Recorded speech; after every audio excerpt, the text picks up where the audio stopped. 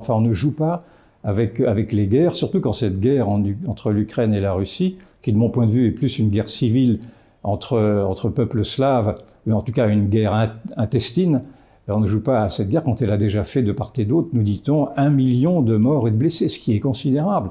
Et donc je ne comprends pas d'ailleurs cette grande désinvolture des dirigeants français et des dirigeants de l'Union européenne qui sont prêts, dans le fond, après nous avoir dit que l'Europe c'était la paix, sont en train de nous vendre que l'Europe maintenant ne peut survivre qu'à travers la guerre. Nous avons déjà connu cette instrumentalisation de la peur avec le Covid, par exemple, cette instrumentalisation de la peur face au populisme, cette instrumentalisation de la peur face au réchauffement climatique. À chaque fois, vous avez des discours qui sont des discours officialisés qui tendent à dire qu'il n'y a pas d'autre alternative que la parole officielle, que la parole d'État.